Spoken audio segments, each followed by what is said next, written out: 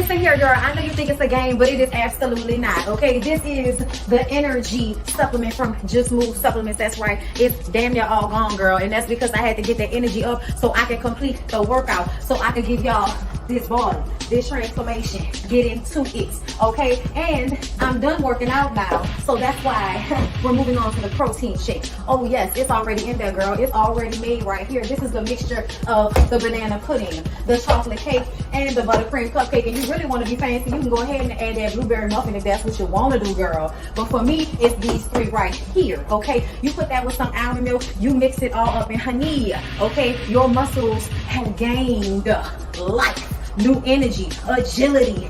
Get into it, okay? Just Move Supplements. Thank you very much. Hold up, Chief. Okay, don't forget about that TLC NutriBurst to get that multivitamin pocket, because we all need a little extra. And child, if you want that sea moss that go down smooth, don't come up rough, okay? Get into the TLC Nautica sea moss. Yes, get that from me. And child, if your stomach hurt and you need to move some things around so you can be free, okay, go ahead and get that ISO tea down below in the description box. Get it all from me.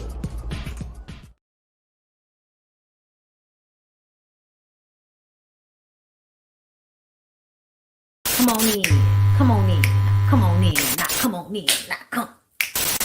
Sorry, y'all know I'm weird, whatever.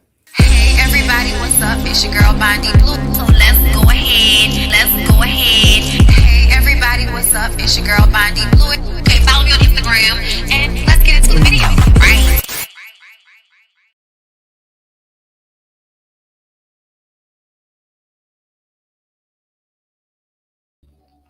Hey, what's going on, everybody? Happy Sunday. We are back for another Weekends on, y'all. I'm so glad that this is probably the last week. It's only going to be basically 1.5 shows, because Ready to Love comes back. So once Ready to Love comes back, it'll be Ready to Love, Love and Marriage Huntsville, Family or Fiance. You know, at least the portion of Love and Marriage Huntsville that y'all get, because as y'all know, if you are not a member or a patron, you don't get to see it in its full entirety, but you do get to see the beginning. I do give y'all at least that first scene. Last week, I gave y'all like a little bit of the first 2 scenes on the slick light. Okay, I be trying to show niggas love and stuff. All right. You know. But I love y'all. I appreciate y'all. I'm glad that y'all are here. We're gonna start with Family or Fiance, you guys. The episode was really good to me. I feel like people really, you know, they be counting Family or Fiance out. But if you used to be a fan of my Iyanla reviews, I feel like this is a really good supplement for that in some space, even though it doesn't go like as deep as we would like it to go sometimes. But either way, this episode we had Sammy and Monique. Okay, Sammy, Monique. Okay, we got Monique's son Jamin, we got her mama and her sister Connie. And then over here, we have Sammy's sister and his 2 daughters, Alexis and Kiara. So he has issues with Kiara that need to be resolved. Okay, Alexis doesn't seem to have that much issue, but there's some issue between the 2 of them as well. Just a weird energy going on. And I feel like we didn't really get into it. And, you know, it was kind of like something they were editing this episode in a way that annoyed me, because I feel like we were missing things. We'll get to it. Hey D, how you doing? Hey y'all. Hey Saki, thank you for coming through. Chanel, Shay, Brandy, Jokima, Netta, Wawa, Bougie Queen, Bailey Biggins, Kimmy's, Netta, Janae, Breezy. Okay, I appreciate y'all. Tina Turner, how y'all doing? Okay, Visual Taste, Alana, Trixie, Mina, Mazana, Purely Terry, Shantia, Shay K, thank you for becoming a member. Greatly appreciated. It's Quasia, Charnel. Thank you, Amethyst Simone, for becoming a member. Child, y'all don't want to miss that Love and Marriage Huntsville review. That's what that's about. I know. See how you have to force people to do shit? Okay, look. You gotta give y'all, gotta give y'all a hard, gotta push y'all into a corner. You know what I'm saying? It is what it is. But I love y'all. I appreciate y'all for becoming members and everything. First of all, while I'm doing this, while y'all brought that up, I'm gonna give people a little bit more time to come into the room. At the same time, I'm going to be posting the Love and Marriage Huntsville link to my members and my patrons, all y'all people. Also, I'm going to put it in the description box as well. That way y'all could click on that link specifically so that y'all could get to the video on YouTube versus watching it on Patreon, because I know like y'all don't be in the actual live chat and all of that. So like make sure y'all click on a link that's in the description box of the post on Patreon. And now I'm going to post it on YouTube as I give you all more of a chance to get into the room before we get into all of the isms with Sammy and Monique. Because y'all, the funny part about it is I definitely understood Sammy.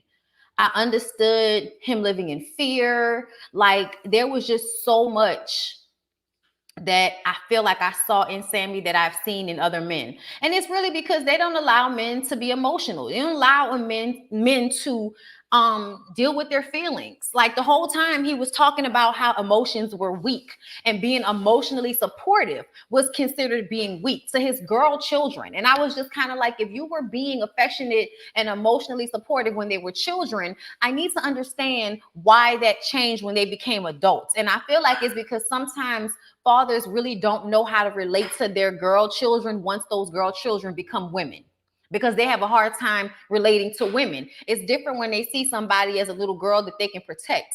But when that little girl becomes a grown ass woman and you already don't, have the best dealings or emotional capacity for what that takes, it causes issue. It really does, unless the father actually actively tries to make those changes. And Alexis pointed out that the fact that the father was even on the show showed that he was trying to make those changes and he just didn't know how.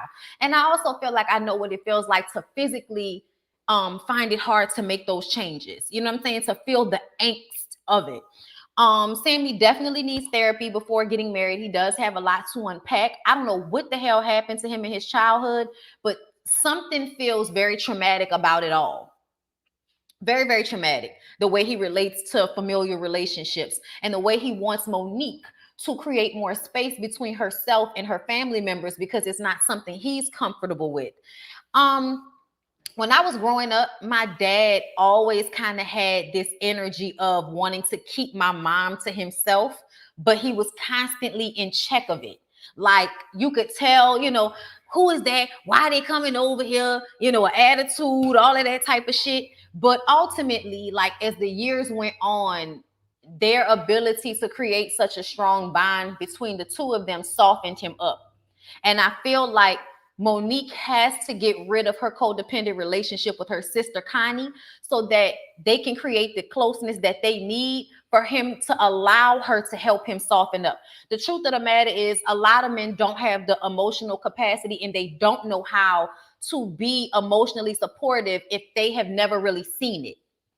And a lot of them have never really seen it. So the only times they really, really experience it is when they're in relationships with women who can foster that type of environment for them. And I feel like that's definitely what I noticed with my mother was her ability to pull on my father's heartstrings in a way that softened him over the years. He was so much worse with my older siblings because their mom and him did not have that same type of relationship. And plus, as he got older, you see things differently in hindsight. You realize the mistakes you made in the first marriage or with your first set of kids that you don't want to repeat with me, the last one. You know what I'm saying? So I feel like when it comes to Sammy, I saw a lot of that in him. You could tell that he's like living in a space of fear and constantly trying to hold his emotions together and seeing that fighting, like fighting, wanting to cry, fighting,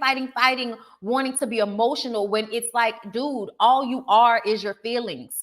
Like people who push their feelings down don't understand that those feelings don't go anywhere. You just push them into a corner until they can no longer be pushed in that corner. They're going to start to grow like mold everywhere else and create issues because you don't deal with them. You know what I'm saying? That's how my husband is with me and our kids. Like which in what way? I felt that when he said he didn't want anything taken away from him, he always had to share. Yes, that. Yes, he definitely like comes from a place of seeming as if he didn't have anything for himself. And I think that that's such a bad thing to do to kids, but also it's probably a thing done out of necessity and not, out of choice. And he's now adopted that mindset to his life, and it's a place of fear. It is absolutely a place of fear that your girlfriend, wife, fiance can't fill out a job application for her sister without you feeling like it's taking something away from you. He definitely needs counseling and therapy for that shit, because that is not healthy for him to feel like he needs to take up that much of her space and time in order to feel as if she is his. And also, men need to get out of this mindset, period, of feeling, and people, period, but men specifically, of feeling like women are something to be owned. And even if you love her and y'all sharing a business partnership, and that was like a huge issue with their relationship, is that they're in business together. He's a chef and she's the general manager of the restaurant. So a lot of their relationship is business, and it kind of doesn't have a romantic space like talking about it, because all of it is business. He doesn't even like to live in their relationship in the emotional place, in the romantic place, because that's too risky for him. You know what I'm saying? And we're going to get to that. But the relationship between the two of them, I hate when I lose my thought like that, but the relationship between the two of them is not where it needs to be, period. And you can tell that he's been allowed to just be like this versus having to deal with his emotions and check himself, because you really are doing the most when it comes to her relationship with her sister, because all women and all men have relationships with people outside of their marriage that they talk to about their marriage, or about other things that they're going through that they can't necessarily always go to their partner with. Everybody has their girlfriend, their homeboy, whatever, that they confide in, and that is perfectly fine. That is okay. But the problem comes in when she doesn't feel emotionally safe with him enough to share emotions at all. And that's the problem. He wasn't creating a space for her to be able to share or be emotional at all. So she had to take that to her sister, who has always been her person in the first place, right? And so he's finding issue with the fact that there's somebody that she's closer to, and it makes him feel like he can't fully trust her, but his lack of emotional support is the reason why that's happening in the first place. And it took them the whole damn episode in order for him to realize that, but I was so grateful at the end when he did come to that conclusion. Okay, hold up. Let me go through my notes, because right now I'm just running it and I want to make sure I didn't miss anything. First of all, they've been in a relationship for 6 years. And his younger daughter, Kiara, I thought she was going to be the issue, because he said that she was just crazy, like very dismissive of her feelings. And then when we later find out what the issue is between them, I feel like they weren't really being. I hate when they come on the show and talk around the issues. I know that you're trying to protect yourself to some extent, but do us a favor, and unless you're gonna lay it out all on the table, don't come on these types of shows, because I didn't know whether the girl was assaulted, the girl got pregnant, the girl just had sex. I didn't know what the fuck happened.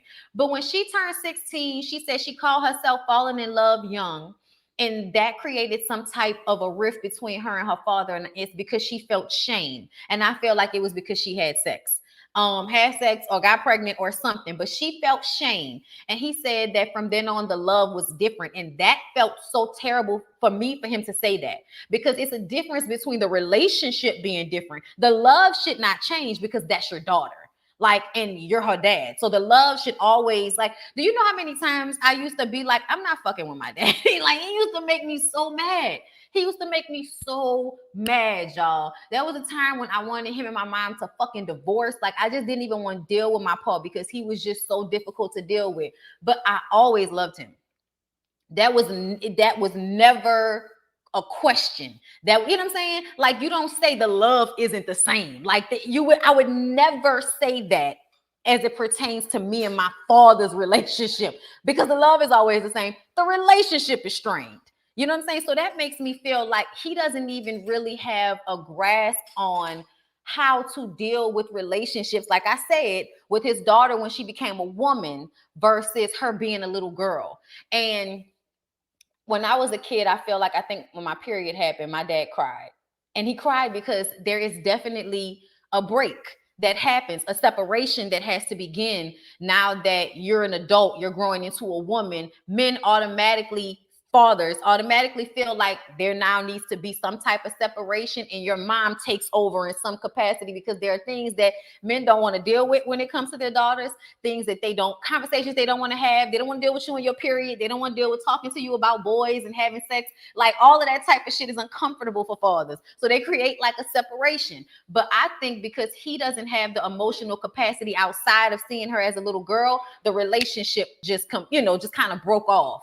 And that's unfortunate. So he needed to learn how to deal with his own emotions in order to be supportive to her, because she is so much like him. He even referenced her shame as weakness, because that's what he saw it as. He saw her being shameful about what happened as a weakness. And he had to understand that no, it's not weakness. She feels shame because of what happened. And you need to assure her that your love is not dependent upon her feeling that shame. You know what I'm saying?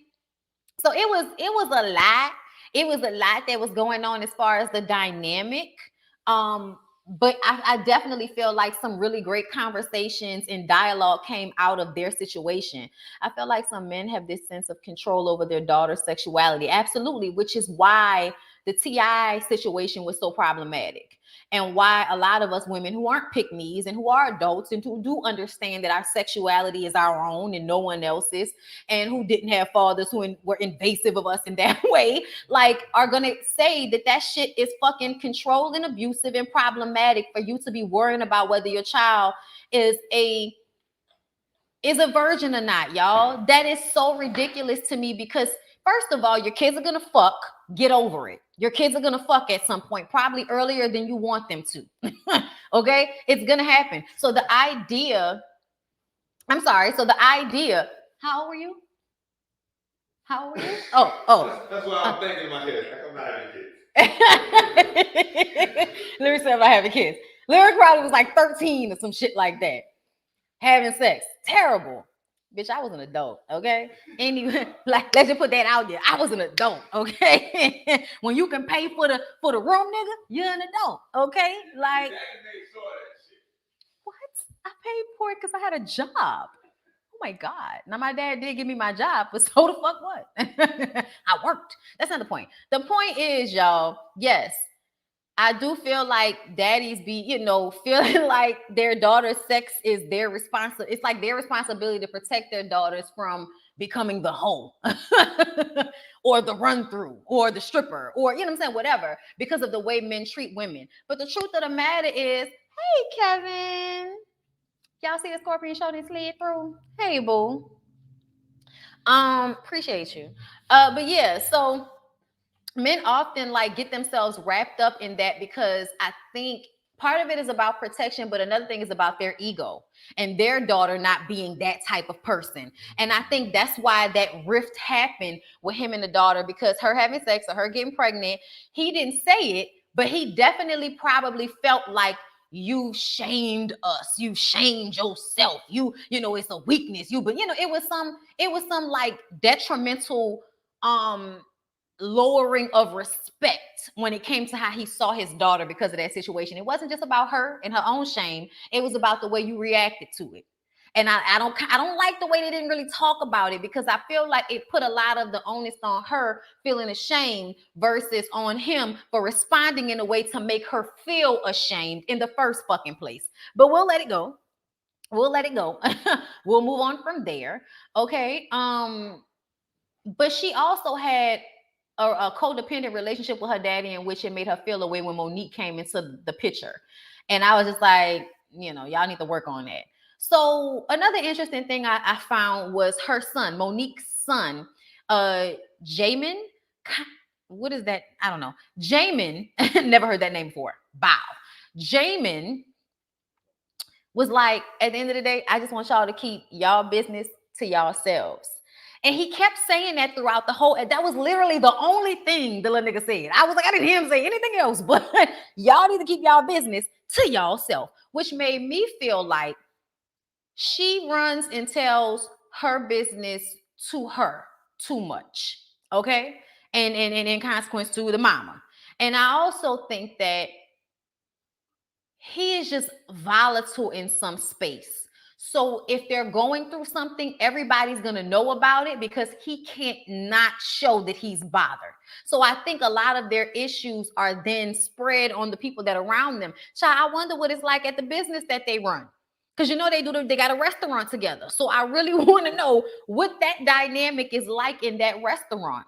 Yeah, Jamin was definitely over it. His whole shit was like, man, look, handle y'all shit and stop putting everybody in y'all shit. Okay. Um, all the adults, meaning the sister, the mom, the other sister, were worried about them separating business from personal. And Connie doesn't understand what Sammy's issue is with her. And it's like, well, first of all, it's because you want too much. I think a lot of people didn't, we were kind of trying to wonder at first if Connie was really wanting too much of her sister's time, or if he was just overreacting. And honestly, I think it's a little bit of both. I think he's overreacting because of the way he sees relationships and families. Y'all asking for too much. My family was taking too much from my cup. They was making too many withdrawals and wasn't depositing enough and all of this type of shit. But when he talked about the 3 to 4 days that Connie was filling out a paper, some type of job application for her sister to help her sister, and he was trying to talk to her, I was like, first of all, you're trying to be controlling, meaning that if she's not going to jump when you want her to jump, then it's a problem. You mean to tell me you go to work and you lay your head down with that lady every day? Okay, so y'all are with each other almost 24/7. You mean to tell me in all of the 3 to 4 days there was never a time that lady gave you her undivided attention? I don't believe that. I don't believe that at all. But I also feel like your grown ass sister shouldn't need you to fill out a job application for her. She shouldn't. Or whatever it was. But I also understand that there are some people in our families that are better at things than others. And so, you extend your help when it's needed to help people get what they need to get. And there's nothing wrong with that, especially if it helps them to no longer be dependent upon you. So I personally felt like, even though I feel like Connie is probably one of those sisters that is very codependent, that probably purposefully does things in an irresponsible way because she knows that somebody is going to have her back. And that probably is annoying as shit to Sammy. And I remember there were a lot of times that I felt like my dad was being annoying, but also being protective of my mom's energy because she wouldn't do it for herself sometimes. Sometimes she could not put up the boundary that needed to be in place for her own protection. And my dad would be the one to be like, hey, cut this shit out. And it would be a hard thing to hear. It would sometimes feel like it was mean, but it was the fucking truth. It was the truth. That sometimes you absolutely need to create boundaries and separation between you and your family members because they know they can count on you and they will always make decisions based off of that fact versus feeling like they need to be their own responsibility and not wanting to call their other family members and put them through because they don't want to do what they're supposed to do. Come on now, y'all know there are a lot of y'all out there like that. Don't front on me. I know some of y'all. I'm just saying. So they have dinner. The food look good. when that lady said it only took them 30 minutes to cook that shit, I said he marinated that chicken before they got. Sorry, y'all.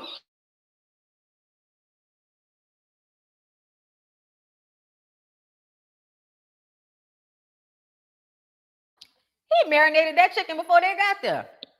Okay, that was some good marinated looking chicken. I mean, it was falling apart and everything. I was like, what a restaurant at? The food looked good. Anyway, y'all, what are y'all saying in the comments before I move on to this dinner scene? It is her fault. It is her fault because she's supposed to create those boundaries. I actually watched last night and couldn't wait to hear your perspective on this couple. Well, thank you, Queen Shaw. Connie said all her boyfriends said the same thing, so she must be something else. I'm just saying. I didn't even hear that part, but you can tell. You can tell. And you know what really sealed the deal for me in understanding that Tracy and Sammy were absolutely right in feeling the way they did about Connie and Monique's codependent relationship was Connie's response at the end of the episode. Milk and honey, it's in ATL. Really? Did we go there? We ate from them. They were good, right? That was the fried salmon? Really? Oh my God. Tell them to hit me up. Sammy, is that first of all, we door dash them if that's the same place. I told that bitch to the next. Yes, we DoorDash milk and honey several times when we were in Atlanta. So shout out to them. Cause that listen, I'm mad that I was like, oh, that food look good, not even knowing that I had actually ate that food. That fucking y'all, I do not eat people like seafood and grits shit. I don't because they cook it so much down here, I get tired of it. But they had fried salmon in grits and it had like tomatoes and stuff. Bitch, it was so good. We had it like 2 days in a row, and then it was off on one day, and we was like, well, I guess we're gonna wait for them to open and ordered it again. Yo, it was so good. Um, but yeah, their food is. I didn't even know that was them. All right, Sammy. God damn it, that was some good. Listen, y'all tell them hit me up because when I come back to Atlanta, we gonna come down. We gonna actually come down to the restaurant. But I don't like to go nowhere in Atlanta like talking about it because y'all don't wear masks. I never thought Louisiana would be more strict at like a mask mandate, but Louisiana don't play them games like that, y'all. I don't know what's going on in Georgia. Y'all just be out here walking around, walking in places. I be like, oh, mm, like I'm just not doing this with y'all. But anyway, y'all, so they have dinner. It looks good. Once again, we're discussing Monique helping her family and how much that bothers Sammy. He storms off set of the confessional because he feels like their problems, like the family's problems, shouldn't be their problems. And I get that, but your anger and feelings towards it is a you thing, not a her thing. Because at the end of the day, y'all, even though my daddy was like that, if anybody needed anything and he could help, he did.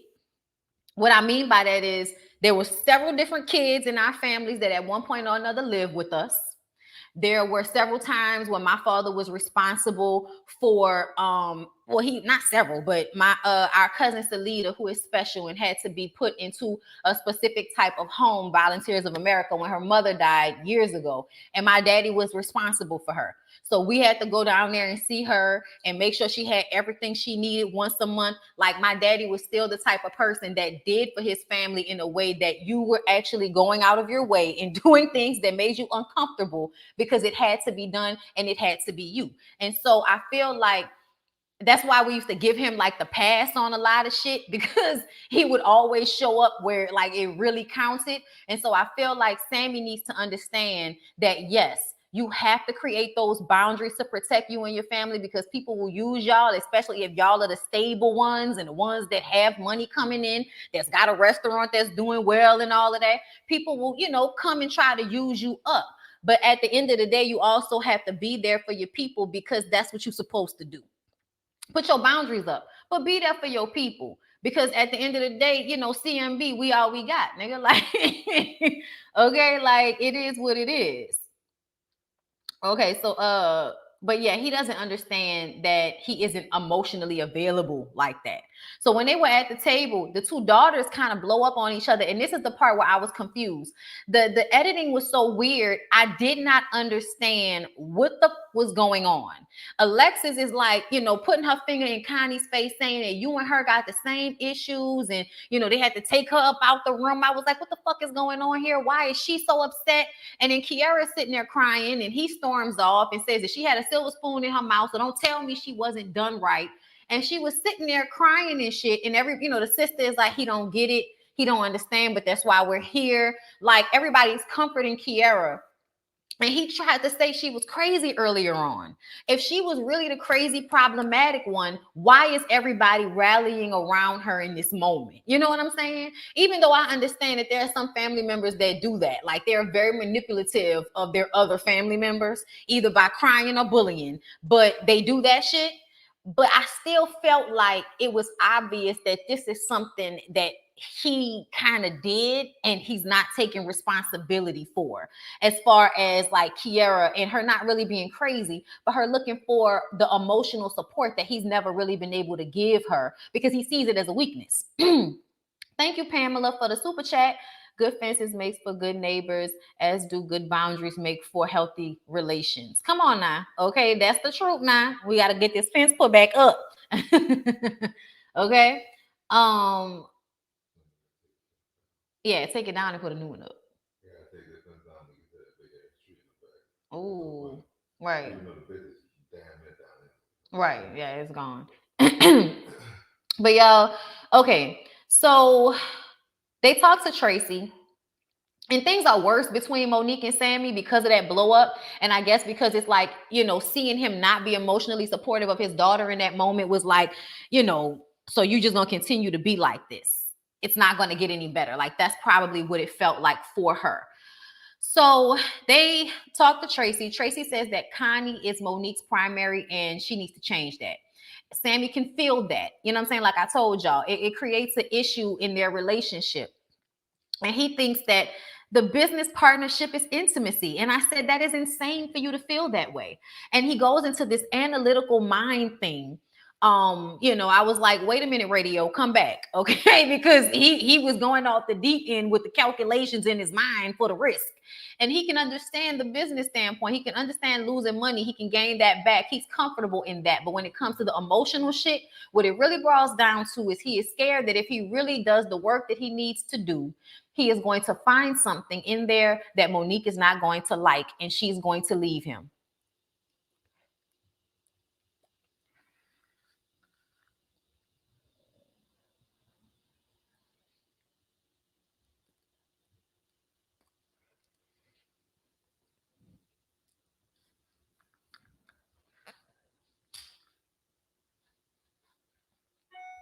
So Tracy tells him that I was trying to read the comments, but I don't know what's going on, so I'm gonna move on. Tracy tells him that she's going to facilitate this conversation between him and Kiara, right? So they bring Kiara in, and we basically get the same conversation I told y'all about, which is that something happened at 16. She fell in love, probably got pregnant, lost her virginity, child, whatever, but it created a rift. And he said, she hugged me after that, and her hug didn't feel the same. So then the relationship changed. And I'm like, that's you not taking responsibility for the fact that you probably shamed that girl. And that's why she felt the way she did. But he tells her that he loves her and that she can never disappoint him. She's never disappointed him. He loves her and he doesn't want her to feel the shame anymore. But he also had to break down beforehand in order to understand that. Like he had to walk out and, Monique had to go and get him and talk to him and make him understand that at the end of the day, if you don't deal with this shit, it's only going to get worse. The real risk is not dealing with the problem because at this point, it's ruining your relationship with your kids. And it's about to ruin your relationship with not only your woman, but your business partner. So how about we get a hold of these emotional issues before we jump into marriage, which is a very emotional thing. Okay. But once they have that conversation, him and his daughter, they're smiling from ear to ear. And you could really feel and see the weight lifted off of both of their shoulders. The daughter was giggling like a little girl. Like you could just see that she needed to feel that love from him. She needed to hear that from him. And I feel like he didn't know that he didn't know how much he needed to do that until Tracy and Monique expressed that to him in that way. And he was finally able to see it and give that to her. And it really did help fix, a lot of the issues you see that they had, because at the end, y'all, it said their relationship is much better than it used to be. Now, when they were having that conversation, Connie and Monique were having a conversation about how Monique needs to create some separation. Because at the end of the day, whenever somebody gets into a relationship, you are no longer their primary person. And if she's been in relationships previously where Connie has constantly been her primary person, of course, those relationships were not going to work out because no man wants to feel like your messy ass single sister is in between y'all all the time. And that's exactly what you've been allowing to happen. So Monique had to tell her, hey, I got to stop doing that. And at the moment, Connie seemed to understand. You know what I'm saying? She seemed to understand. She seemed to get it. That's what she said. When they got back to the house, she go and cry about it to the mama. So now the mama goes from feeling supportive of their relationship to now feeling what Connie feels, what makes me feel like Connie is emotionally manipulative. And that's what she does to the mama. That's what she does to Monique. And I think Sammy realizes that, which is why he doesn't fool with Connie, because he said, I just don't fool with her. And that's because he's seen that she uses that emotional shit between her and her sister and her mom to make them do what she wants them to do. And she probably is irresponsible and, probably looks for other people to take care of her and all of those things. I also feel like the son peeped it too, which is why he was like, I just need y'all to keep y'all business to y'allself. And that really was like, mama, stop telling everything to Auntie Connie because she is fucking manipulative. Okay. The way the mama responded and changed her whole tune, she even sat there at the blessing ceremony and said, at first, I was good with it, but now I'm not. It was just like, why though? What happened? When did the moment occur? But that's because that's what it's always been. You can tell. Either way, y'all, the only two people that didn't give their blessing was Monique's mom and sister. Everybody else did. And I like the way Sammy really was a grown-ass man in this moment, put his arm around his woman and said, we are getting married regardless of what anybody else has to say about it. We have wanted y'all's blessing. We love y'all. And if I've ever done anything to hurt y'all or make y'all feel a way, I apologize. Charge it to my head and not my heart. I'm trying to be better. He literally stood up there, had that conversation, and said that to everybody, apologized to everybody in a grown man ass way. And I feel like, to me, and when the son said, I thought y'all was already married, I think the son likes that he probably feels like Sammy takes care of his mom. And a lot of the times that financial taking care of or just being constant is a good sign to a son that has probably seen his mom deal with fugazi ass niggas that be here today, gone tomorrow. So they've been together for 6 years. You know what I'm saying? So I feel like the son always kind of liked Sammy, but saw that Sammy had issues and just wanted to make sure that his mom was happy. That's what he said. I just want to make sure that my mom is happy. And I appreciated the way Sammy handled it at the end. And it definitely made me feel like the growth happened in the 3 days that needed to happen. And when they say their relationship is much better, his relationship with his daughter is much better. The only relationship that's strained is the relationship between Monique and Connie. And that's what it needs to be. Because Connie needs to become dependent upon herself and find her own relationship or her own thing so that she does not feel like she is losing so much by Monique making her man, who she's about to marry, her primary. Y'all, that's the way it is. I don't know about y'all, but that's the way it is. You know what I'm saying? They shouldn't get married. Why you say that? Why not? Why not? I think that the issues he has is no different than issues that a lot of black men in this society have. Like, and it doesn't stop them from getting married, having children, and eventually, like I just explained, working on those issues. But, you know, to me, they're already in business together. They're already connected to each other legally, and they've already been together for 6 years. And if he would come to this place and work on his situation, fix things with his daughter, that's somebody that wants to try. And I feel like a lot of the times, if you don't understand what it's like, yeah, I understand what it's like. And this is the one thing that my dad, and I understood about my dad, you know, and I'm glad I did before he passed. There was, like, I always talk about this moment, but there was a moment when I really understood my dad as a person. And I also know what it feels like to be angry and to be upset and know that you need to stop, but your body is telling you not to. Something feels like if you stop fighting, if you stop arguing, if you stop being mad, you're giving up power. That's what it feels like. It feels like if I stop being mad, if I calm down, if I don't keep on this same path that I'm on right now, feeling the way I feel, I am giving up my power. That's what it feels like, y'all. It physically feels like that. And you have got to be strong enough to tell yourself that's not the truth. Let go of the anger for yourself. Let it go because you don't like feeling like this right now. And that's what I had to realize. I don't like being mad. I don't like how it makes me feel. So a lot of the times now that I'm older, instead of blowing up, I'll shut down a bit because I need to be able to control my emotions before I do all the crazy shit that I used to do, like cursing people out, cutting their face, throwing their shit outside, fighting grown ass men. You know, shit that you shouldn't do as a woman. Okay? Shit that you shouldn't do as a woman. You know what I'm saying?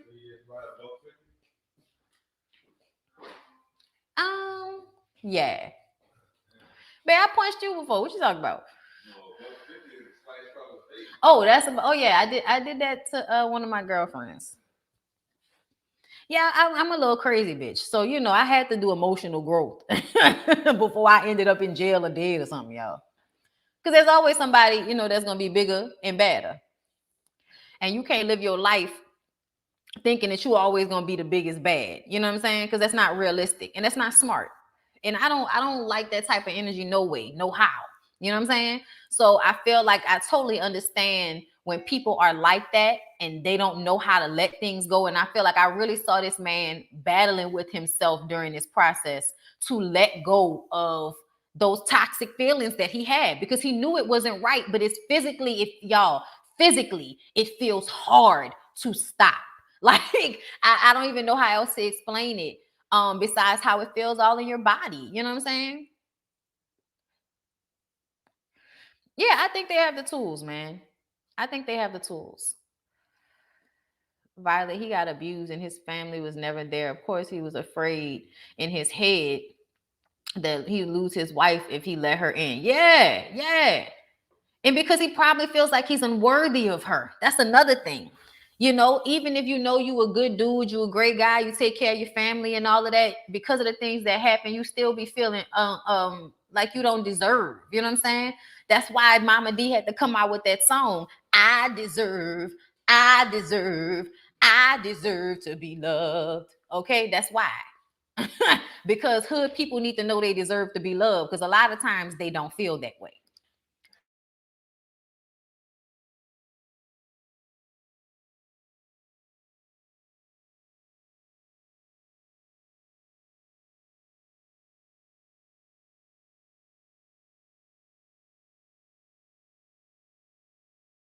Okay, so with that being said, everything working out between them, and their restaurant got real good food. Okay, at the end of the day, that fried salmon on grits was everything. Okay, reading some of y'all comments before we move on to Love and Marriage Huntsville, y'all. Parental abandonment causes a self-worth issue, and that's one that's hard to shake. He's afraid that if she sees the real him, that she won't like him and leave him. She might or might not. Right. And see, that's the thing. I'm glad you said that, because I want to talk about that before we leave here, before we leave this moment. That's one of the things. Men, women, children, everybody listening, you have got to stop being afraid that somebody is going to leave you. That is not a place that you can really live in. Like, it's a fear that you have, but you need to understand that beyond that fear, you are still going to live, because at some point, people not only leave, but they die. Things happen unwillingly, things happen by accident, and that is the way life goes. It's terrible and fucked up as it is, and how we may have, we may go through our moments, we may feel terrible, it may be hard. Okay, but ultimately, you cannot live your life and you cannot control relationships in the space of being afraid that somebody is going to leave you, because you will push them away. You will. You have got to live in a space that I want to do whatever I can to keep this person. But what that means, it's doing what's healthy for both of us. What makes me feel good and what makes them feel good. And it doesn't need to be, I have to keep them in this controlling way, because if I don't, then they're going to just leave me. When at the end of the day, you can't control that anyway, unless your ass willing to kill somebody. And that's hopefully not what we're doing out here. Okay. But ultimately, you cannot control another person, no matter how you try, because a person will always decide when and where they, want to stay or they want to go, and there's nothing you can do about that. And what I mean is, a person can absolutely love you and want to be with you one day, and then 10 years down the line, that's no longer the feeling. Shit, it could not be the feeling for you. Do you want somebody to hold you at knife point when you're ready to go? You know what I'm saying? I'm just saying, you always need to be living in a space of, I'm gonna be all right anyway, because if not, you're living in a space of fear. And if you're living in a space of fear, you make irrational decisions that will cause you to lose the very thing you are scared of losing. And that is exactly what the fuck Sammy was about to do if he didn't learn how to have some control about his shit. Okay. And the control needed to be about his own emotions. And control of your emotions is not pushing them down. Control of your emotions is feeling them, understanding them, and then talking yourself through that emotion. Okay. So when I say talking yourself through emotion, You're scared of something. What are you scared of? What's the feeling right now? What are you feeling that feels negative? What are you scared of? What's angering you? Okay, once you understand what that feeling is, you need to understand why and what's the worst case scenario here. Break it all the way down and then understand that at some point it's out of your control. So you can only deal with what you can control, and that's your feelings and your emotions. So take some deep breaths. Okay, people tell y'all to take deep breaths and y'all don't listen, but it is the easiest thing to do to calm you the fuck down. And then act accordingly from here. Okay, and understand that just because you feel a way, it doesn't necessarily mean that that is a fact. Okay, it doesn't mean that that's a fact, but you have to, you have to be able to lull your own insecurity, to lull your own upset, so that you're not dependent upon other people for your emotional happiness or stability, because that's not healthy. Because nobody can make you happy. You have to make you happy. It's just true tea. It is what it is. Okay? Right. Feelings aren't facts. Okay? Yeah, man. You got to take them deep breaths. Count to 10. But you have got to think about what you are feeling. Ask yourself why you feeling that. And then follow the thought. Okay? Follow the thought. Think about the worst case scenario and let it the fuck go. Okay? Because sometimes I feel like we're scared of things, and then when you think about worst case scenario, it's like, well, shit, I mean, I don't know if that's gonna happen, and I can't control that, but I know I can do this, and this to make sure that this happens, so that's what I'm going to do. Okay, and then you got to let it go. But anyway, let me see. How we're treated by those in charge of our care from birth to age 8 has a lifelong effect on who we think we are and how we see ourselves. It's imperative to undo any negative imprinting that occurred. That is so true. You can't stop anyone from leaving, but you can control how you treat people you love. Absolutely. Also, healing your inner child and nurturing that inner child is important. Therapy too. Yes. Embrace and work through your emotions. Absolutely. My mama used to always say, you can't get through shit by trying to jump over it. You have to walk through it. So feel it, go through the moment, and then let it go. Happiness comes from within. Yes, it does. When they tell y'all the law gave y'all everything y'all needed, they was not lying. Okay.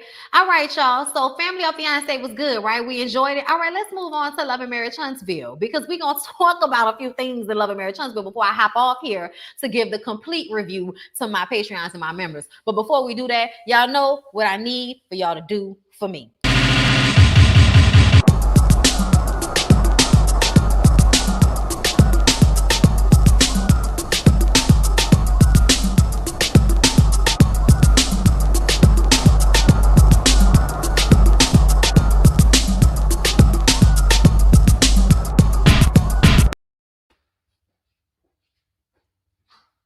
Okay. Okay. All right. So, Love and Marriage Huntsville, child. It has been a mess. Okay. Mel has been on the internet. Marcel has been on the internet. And in order to, be cute with y'all, I'm gonna be cute with y'all. I'm gonna be cute with y'all, and I'm going to give y'all the shit that's been on the internet. And I'm gonna give y'all this first scene, and I'm gonna skedaddle to give the Mel Martell argument and everything else to my Patreons and members. So no one feels like they're being cheated. Especially me. Okay. So let's go ahead and pull up my Instagram.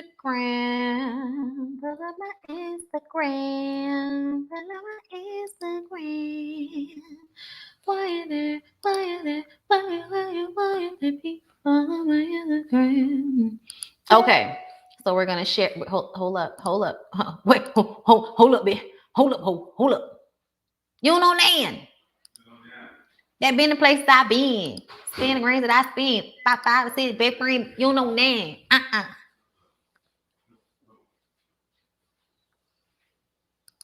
Oh. Hold up, y'all. Okay. I just wanted to make sure that everything was still copacetic. All right. Ready? Are we ready? Are we? Is we ready? Is we ready? Is we ready? Then we ready. It's made it seems as if you're the only one who has done wrong in the relationship, whether it's boyfriend, girlfriend, husband, wife, or whatever. And then, surprise, you find out that they have been doing just as worse over the years. How would that make you feel? After them ridiculing you and killing you over the years for doing whatever you've done, you guys making it through it, but in turn, they were doing the same thing, but you never find out. And at the same time, over the years, they would thank Jesus for allowing them to have the strength to not do anything crazy, but only to find out that the same thing they were thanking Jesus for them not doing, they were doing. So again, how would that make you feel? Would that make you feel better knowing that your partner engaged in certain things? Or would it hurt you when someone has made it seem as if you're the only one who has done wrong in the relationship, whether it's boyfriend, girlfriend, husband, wife, or whatever? Okay. Enough. Enough, Martel. Enough. I'm going. Okay, hold up. Y'all in here acting a fool. Okay, wait a minute. So I'm trying to see because there was something. Okay, here it is. So that's what he said. This is what Mel said today. Because they were definitely on the internet this morning. So Candy Gal fans, shout not a Candace fan club said Destiny Madoni. I hate that people are supporting that nonsense and not being real with you. So here it is. Tiffany was wrong as two left shoes for handling this that way. I loved how you called her on it, but you didn't articulate your thoughts well. Your friend Melody S. Holt was saying to you, if you don't like what she said, tell her what you think would have been a better way. That is not defending her. You hate Tiffany so much, so anything Mel says when it comes to her triggers you. Mel is your friend and you are hers, real friends. Friends don't agree on everything. That's a true friend that challenges you. However, please believe me, if Mel ever has to pick a side, if you are rocking, she is rolling. Who the fuck is running Candy Gal's fan club page? Who's running it? Who is this? Because honestly, I feel like who the fuck are you to be like, oh, y'all are friends? If I was Destiny, I'd have been like, I don't know who the fuck you talking to, but you're not talking to me. Like that would have been my response if I was Destiny to whoever owns this fan page. Because it's like, first of all, okay, let's really get into some shit if we really want to get into some shit. Mel know what she doing, and like she keep referencing, enjoy the show. It's for the show. And yes, I do believe that Mel and Destiny are true blue friends. I absolutely do. But I also feel like Mel low-key be doing shit to cause issue on the show.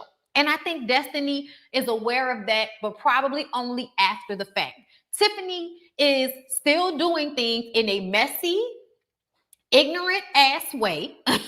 Even though I understand that we're all here talking about our personal issues, the way you seem to be new to the group, we don't know you like that. We don't know nothing about you and your man except for the fact that you surprised him with a wedding and y'all was both previously married prior to, and y'all both thick in the thighs. That's the only thing we know about y'all. So it's alarming when you come in here asking all these private ass questions about people that you really just got cool with and we don't know nothing about you. You ain't even offering up no information. Okay. Now I know there are a lot of things on the cutting room floor that we don't see. That's not my motherfucking problem. Okay. So with that being said, let me go ahead and read what Mel said about last night. This the one. First, ain't nothing coming between me and Destiny in real life. We already know what time it is. And she knows if there was ever war in real life, hashtag Lego. That's been proven in real life. So what y'all think doesn't matter when it comes to that? I'm sorry. Furthermore, for those, I need to blow this up. This shit little. Furthermore, for those who don't get me, you don't have to. But let me set a few things straight. One, I like clear communication. So I wasn't defending Tiffany, but I did want it specifically stated with examples how The group wants her to move forward. So that way, if something goes down, ain't no excuses. That's how I move in real life too. You can't say you didn't understand or didn't know because it ain't gonna be no gray area. Two, I said it that night, and I'ma say it now. Everybody ask questions and share things in this group that are super personal, etc. I think everyone agreed to do reality TV. No forcing. Three, keep in mind everything doesn't make air. I did agree that the way Tiffany said some things that night were out of order and couldn't have been done, it could have been done differently. We had an entire convo at that table as well that was super personal that didn't make the cut. And people poked at another castmate on something she didn't want to discuss. Four, I ain't about to war. Hold up. I ain't about to warring with, okay. I ain't about warring with grown women about their feelings. Either get along or don't. Like each other or don't. Wait, like each other, child. Like each other. I read this before, y'all. Don't judge me. Like each other or don't. But can we please decide and then move on?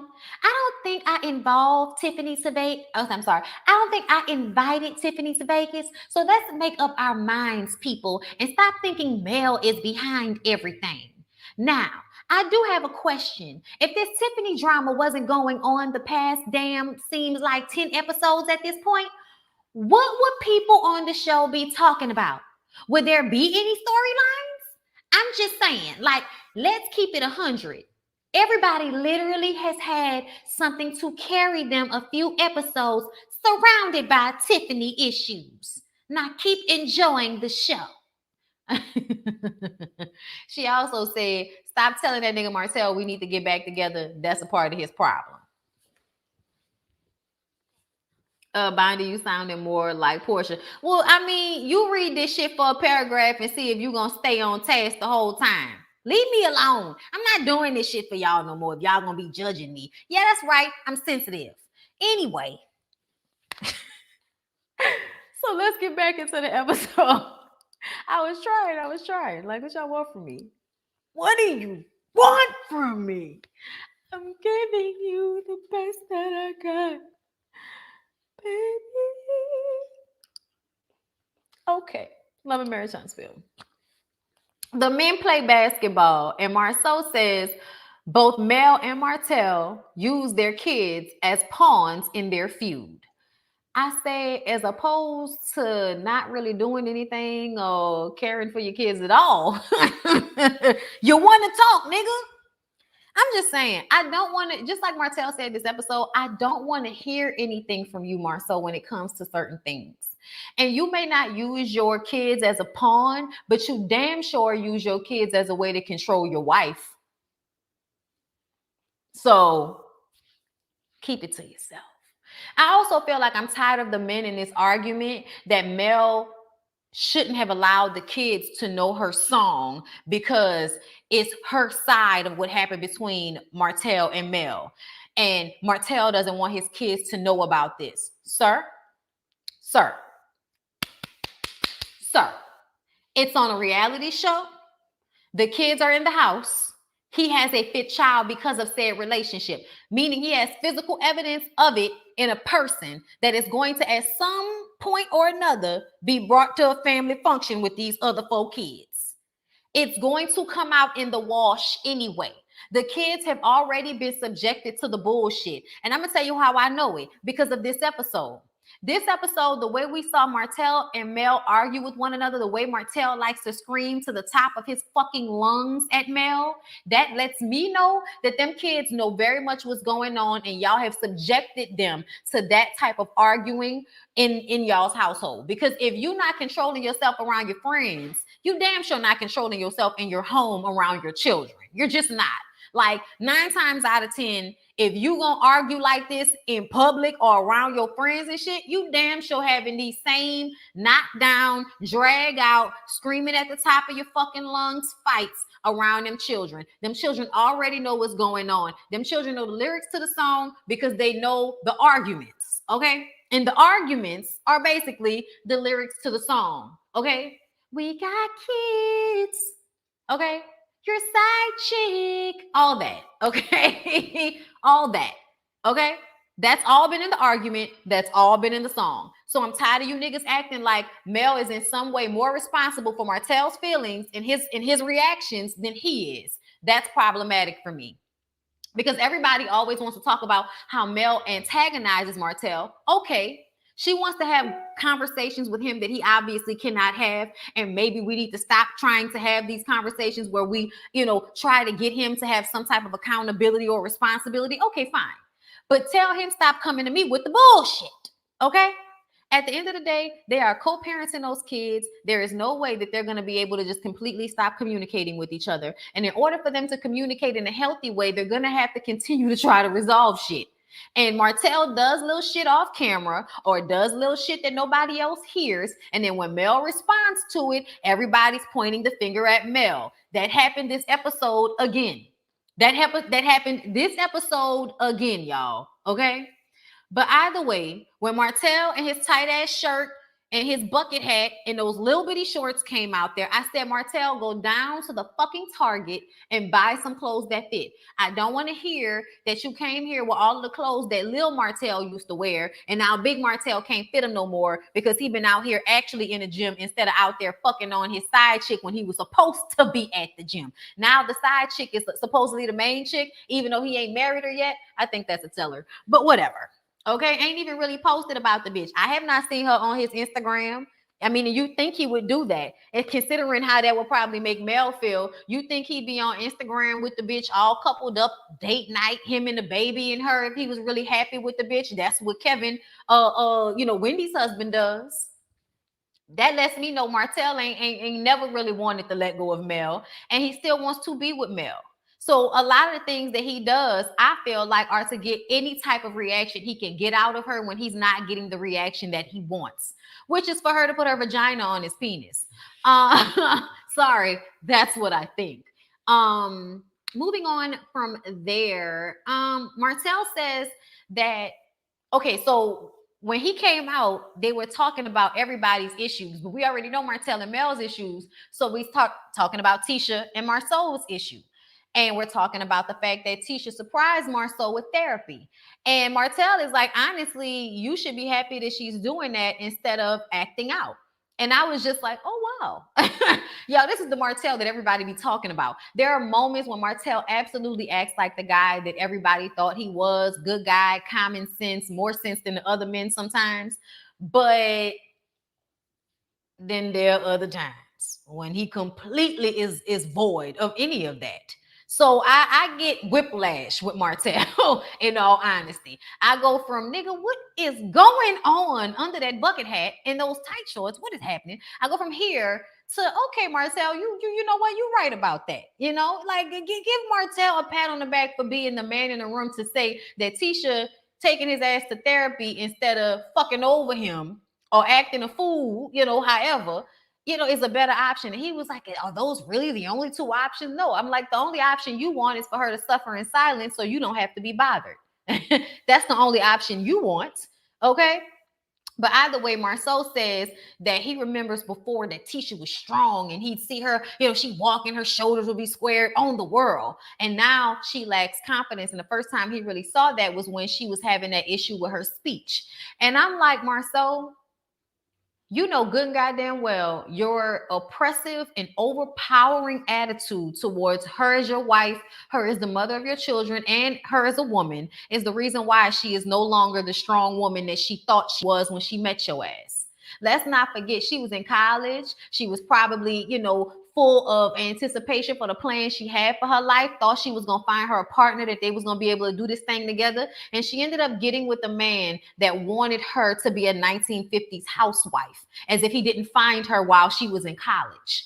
But, let's not forget a lot of the 1950s housewives went to college to find a man. Okay. And I think that Tisha's a black woman. So ultimately, you don't go to college to find no nigga. You go to college so that you can pay bills and get your mama and them out the trailer that they living in. Okay. Like, that's what you go to school for, so that you could be the cousin that got the good job that can help everybody. Like, that's what Tisha went to school for, and found Marsau and realized there was another way out.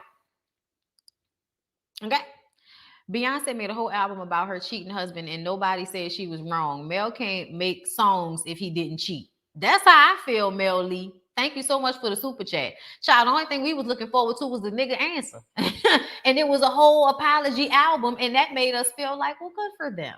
Not, I'm going to still find a way to blame her for my actions. And then we're going to watch a season of other people blaming her for my actions as I continue to not be able to control them. Because it's not my fault. It's hers, because she's antagonizing me. That's what this feels like to me a lot of the times, y'all. But anyway, y'all. So I like that Maurice says that Marsau flexing his muscle makes Tisha weaker, and they glazed over it, but it was the biggest shit said out there. Is that when he flexes his muscle, he has made her weaker. Y'all, when Maurice and Tisha had that conversation last week, I did not think that he was actually going to come to Marsau with something of value. But when he said that, I said, sir, if you don't hear nothing else, I need for you to hear that you made your wife weaker. I need for you to hear that. Because to me, he does it all the time. When she asks him to clarify things and he refuses to clarify, even though I understand where it's coming from, I still feel like you yourself, even with Wanda not being in a room, can create so much doubt in your wife based off of the way you refuse to answer her questions when she inquires about something. He's done that several times, y'all. Not just the times that Wanda has brought bullshit. It has been times where she has asked him questions and he has been skating around it, or trying not to answer, or laughing it off, or being sarcastic in a way that sounds like you're telling on yourself without really telling on yourself. He does that often. He does it in the confessionals. It's crazy to me how often he plugs away at any type of real self-esteem that she has in their relationship, which is why she walks around acting like she does have it, but she doesn't really. She doesn't really, because he himself has done things to make her feel like, I don't know if I can truly trust him. And if it's not because you may really be doing something, Marsau, even though I think you are. I think it's because you feel like if you keep her confused and unstable, you can continue to play with her mind like that. That's a way to keep her in a space of being, as long as she's not confident, she's easier to control. Be real. You wanted her to be less confident. So you fucking with her, not answering her questions straight, creating issues. When they were playing the drinking game, y'all, we're going to get into that, when I click off of here. But he did so many things to me, even in this episode, that would make a woman look at her husband like, nigga, if you don't stop playing with me, I'm going to bat the shit out you. Like me, that would have been my response to Marsau. Everybody gets so upset when she grabbed his face. But the truth of the matter is that nigga would have got slapped across the head a long time ago if I was his wife, and I don't give a fuck. I don't give a. You're not gonna keep playing with me like that and think that you're not gonna get a reaction. Stop fucking playing with me, because you think it's okay to play with my emotions and play with my mind, and then when I get angry, then I'm the problem. And that's what I mean by all of these niggas doing the same shit, gaslighting the hell out of their women. Y'all, I cannot. Okay. So Marsau then flips the shit on Martel and tries to check him about how he got out of control last night with Mel. And Martel says, you don't want to receive advice from us about going to therapy with your wife. So I don't know why you think I want to receive advice from you about what to do with my ex-wife. Like, no, thank you. And honestly, I wasn't mad at Martel. You cannot give advice when you cannot fucking take it. So do us all a favor, Marsau, and keep that to yourself. Then the men tell Martel that he don't need to live up to being a bitch the way he did last night, in so many words, because he lost his shit and he was completely out of control of himself. And that is when you turn into exactly the person that lady say you are, And you don't want us to feel that way. You don't want people to feel like you acting out of character and you acting like an asshole and out of control. So you need to get that in control. But I feel like it was a lot of talking in circles and coaxing his ego to make him see reason. And I hate the way we got to baby talk you niggas into understanding that you need to stop acting like a fucking asshole. Like, control yourself. You're a grown ass man. There is no reason why any of the conversations you have with males should get to the point that you take them. Because at the end of the day, my nigga, you were wrong. And she may be, a little smart, antagonistic little conversations, but it ain't that deep. And you take it to the point where nigga feel like they gotta come put their hands on you and remove you from a fucking room because you done lost your shit. And then you start screaming out irrational lies, which you often do whenever you're losing the truth in the argument, whenever you don't want to take responsibility. Y'all, we're gonna get to it. But to me, they were trying to get him to understand that he needs to control himself because he's making his own self look fucking bad. And Maurice was really trying to tell him that shit. Maurice was really trying to talk to him. And I appreciated that because Maurice is like, listen, I've been through it. I'm not telling you nothing that I haven't been through or that I don't think will help. And he understood that and he respected it from Maurice. But he did not want to hear that shit from Marsau. Because the truth of the matter is, Martel sees all of y'all as niggas that's doing exactly what he did. Y'all just didn't get divorced. Thank you, Pamela Michelle, for the super chat. Maurice needs to get his house straight before he can offer advice to anyone else. He's like the student giving a book report without reading the book. Kinda. What he does understand is coming out on the other side of a divorce. He may not understand how to keep his woman happy. And I'm not saying in like no sexual way or nothing like that, because that's no disrespect to Kimmy and Maurice in that way, because I know Kimmy watches me. But what I mean is he is constantly putting more and more on her. And when it comes time for him to be responsible, it's like, I'm a man, I don't have to. And that's a common theme between him, his brother, and Martel, that because they have penises, they think they can unload their shit on everybody else, and then you just have to deal with it because you're with them and because you're a woman. Like, there's a sense of, there's a sense of, yeah, I love my woman, I'm gonna try to keep her happy. But absolutely, if I want to do something and she may not want me to do it, or her feelings may have to be considered, I as a man don't have to do that if I don't feel it's necessary. And that's the fucked up part, because he continues to do that with the way he does not include her in on the conversations with Monster when she is a primary parent for him when he is in their home, which now is all of the time.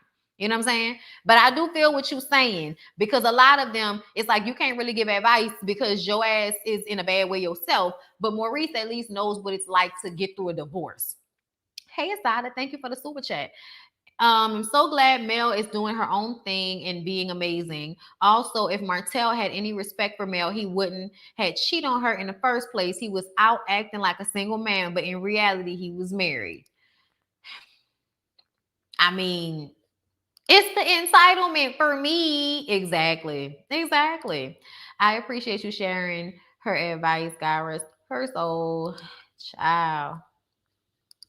You are so on point about these men. I have to baby talk men all the time to get them to understand. It's crazy. It's very misogynistic. I think Maurice is the best out of all of them, and that's not saying a lot, but that's saying what it is.